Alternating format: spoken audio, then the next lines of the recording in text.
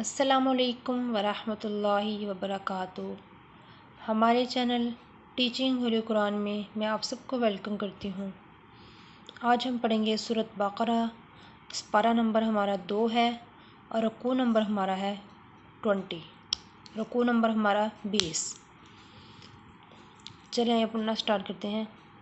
اعوذ باللہ من الشیطان الرجیم، بسم اللہ الرحمن الرحیم۔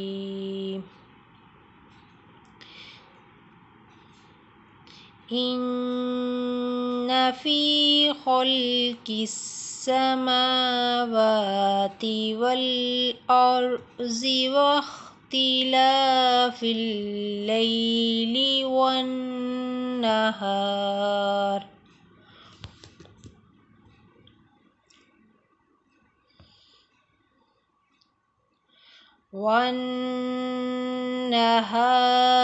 والفلك التي تجري في البحر بما ينفع الناس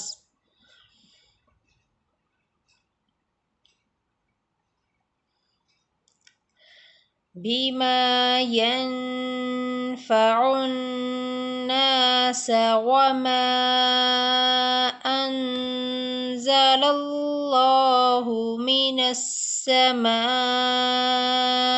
من ماء فأحيا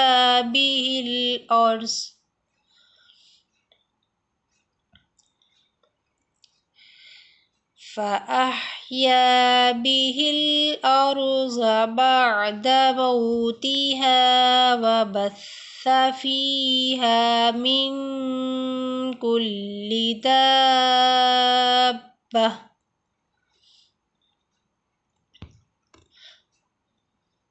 وتصريف الرياح والسحاب المسخر بين السماء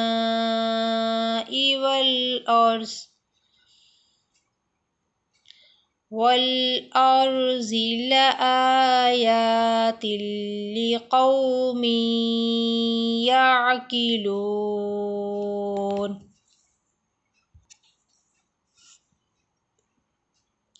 ومن الناس من يتخذ من دون الله أندادا يحبونهم كحب الله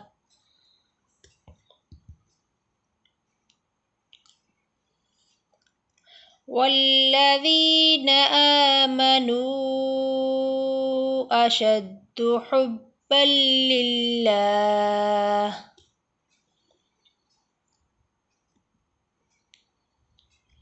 ولو يرى الذين ظلموا إذ يرون العذاب أن القوة لله جميعا وأن الله شديد العذاب۔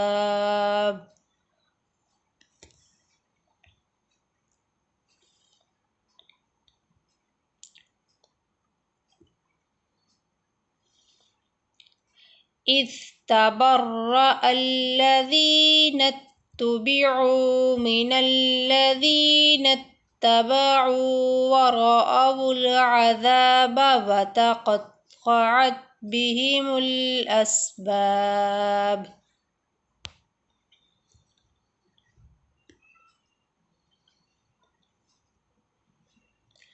وقال الذين اتبعوا لو أن لنا كرة فنتبرأ منهم كما تبرأوا منا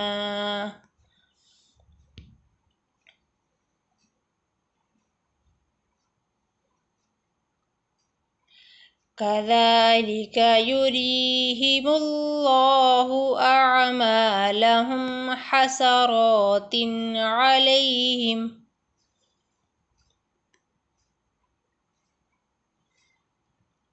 وما هم بخارجين من النار آمنت بالله صدق الله العظيم.